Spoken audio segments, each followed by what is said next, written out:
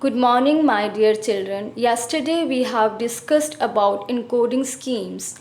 Encoding schemes are the method to convert a character into a number. We have discussed different types of encoding schemes such as ASCII, Unicode and ISCII. Yesterday we have learned about ASCII. ASCII is an American standard code for information interchange. Today we discuss about Unicode. Unicode is an universal code, or it is a worldwide character encoding standard. Its main objective is to enable a single unique character set that is capable of supporting all characters from all scripts as well as symbols, which are commonly utilized for computer processing throughout the world. The various Unicode encodings are smallest code point, it's UTF-8 and it's represented by 0000. Then we have UTF-16 and UTF-32. The largest code point for UTF-8 is 10FFFF, UTF-16 10FFFF, and for UTF-32 we also have largest code point 10 and 4 times F.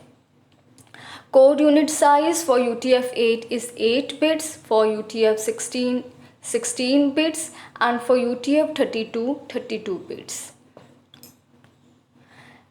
UTF-8, it is the most popular type of Unicode encoding. It uses 1 byte for standard English letter and symbols, 2 bytes for additional Latin and Middle Eastern characters, and 3 bytes for Asian characters.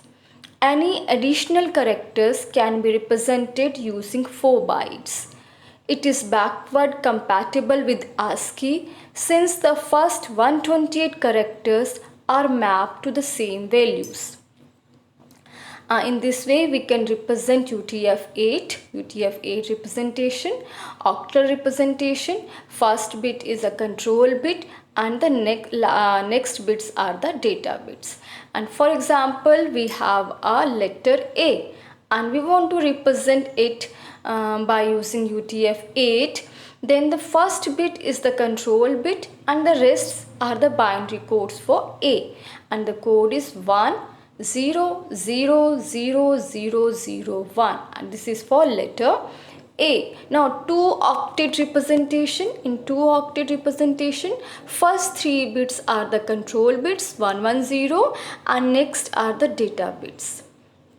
And for the second octet, first 2 bits 10 is a control bit and the rest are the data bits. For example, we have a letter A and we want to represent letter A in 2-octet representation.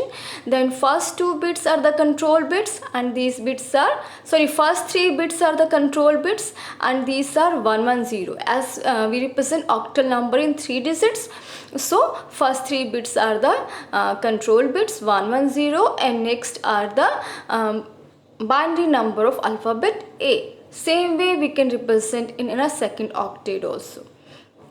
So this is the same way we can represent it in a 3-octet representation and in a 4-octet representation.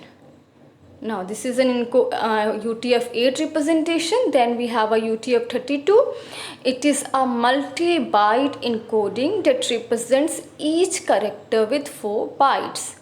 It makes a space inefficient, and its main use is in internal APIs where the data is single code points or glyphs rather than strings of characters, basically used on Unix systems, sometimes for the storage of information.